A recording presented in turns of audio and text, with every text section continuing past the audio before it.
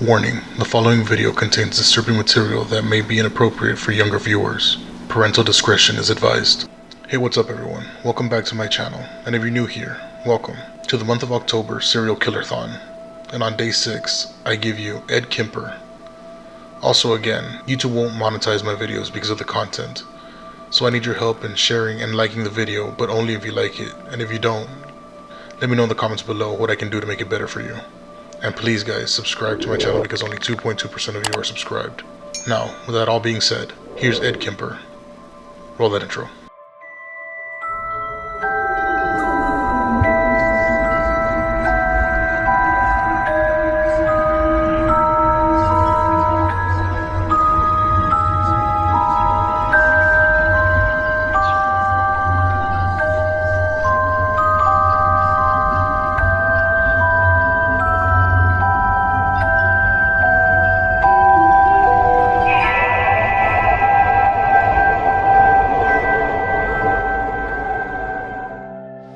Edmund Kemper, the co-ed killer, was a disturbed child who grew up very tall, very bright, and very dangerous.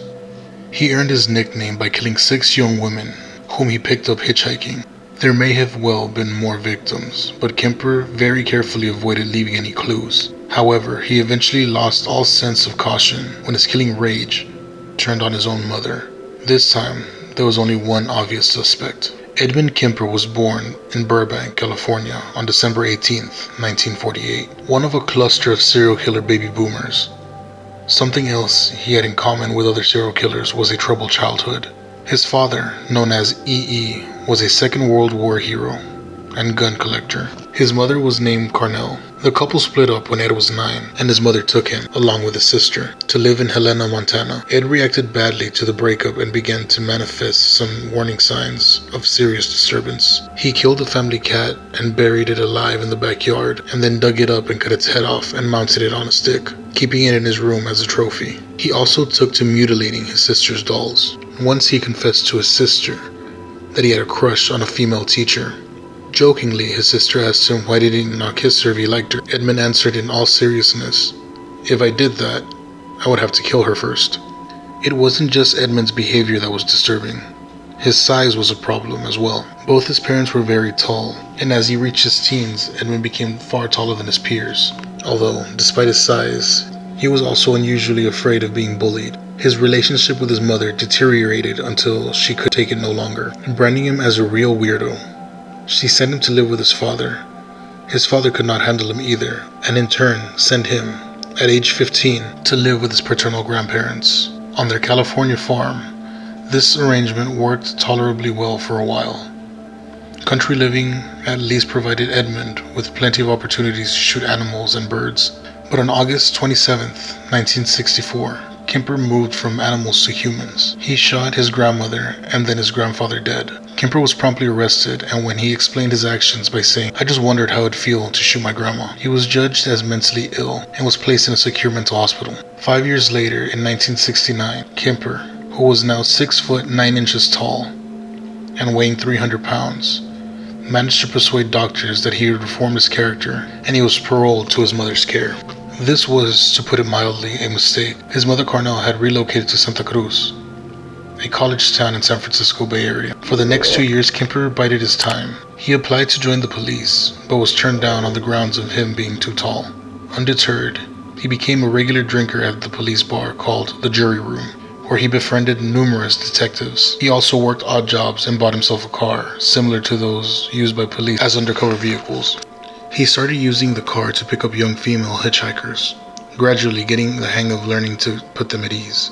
Next, he customized his car, making it impossible to open the passenger side door from the inside. In retrospect, it is obvious that he was just waiting for his moment. The moment finally arrived on May 7, 1972, when he picked up 2 18-year-old hitchhikers who were hitchhiking to Stanford University. He drove them down the dirt road, stabbed both of them to death, and took them back to his apartment. There he sexually assaulted both bodies and took photographs of them before cutting their heads off, putting the bodies in plastic bags, burying them in a nearby mountainside, and throwing their heads in a ravine. It was 4 months before he killed again. This time the victim was a 15-year-old Akio Ku. He strangled her, sexually assaulted her corpse, and then took her body to dissect. He had her head in the trunk of his car the next day when he went for a meeting with a court psychiatrist, who were pleased with his progress and declared him officially safe. They couldn't have been more wrong. Another 4 months went by and Kemper murdered another student, Cindy Shell. By this time he had acquired a gun that he used to shoot Shell dead after forcing her in the trunk of his car. Now, following a pattern, he sexually assaulted, beheaded, and dissected her body, disposing of the corpse. He buried her head in his mother's garden. Less than a month passed before Kemper struck again. This time, it was 2 more hitchhikers, Rosalind Thorpe and Alice Lynn.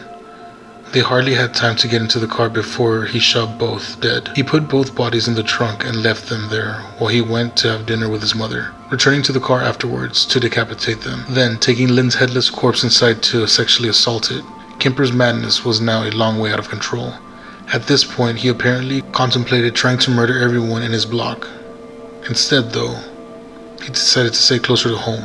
Over the Easter weekend, 1973, he murdered his mother with a hammer, decapitated and sexually assaulted her, and tried to force her larynx down the waste disposal unit in a muddled attempt to cover up his crime. He then invited one of his mother's friends over, Sally Hallett. He murdered Hallett, and then on Easter Sunday, he got in his car and started driving west. By this time, he reached Colorado. He realized the game was up. At this stage, he telephoned his friends on Santa Cruz police before he told them what he had done, when, and where. Kemper's confession left no room for legal maneuvering, except on grounds of insanity. The jury eventually decided that he was sane and found him guilty of 8 counts of murder. Asked what the appropriate punishment would be, Kemper reportedly said death by torture. In fact, he was sentenced to life in prison, a sentence he is still serving. Fueling the court's belief that he was a sociopath, not a psychopath, Kemper understood and enjoyed his notoriety. He was given regular interviews, including one shared with John Wayne Gacy that was broadcasted live, asking himself the rhetorical question, what do you think when you see a pretty girl walking down the street? On one side, I like to talk to her, date her. The other half of me says I wonder how her head would look like on a stick. In the light of such remarks, it is unsurprising that Kemper's parole request has been turned down.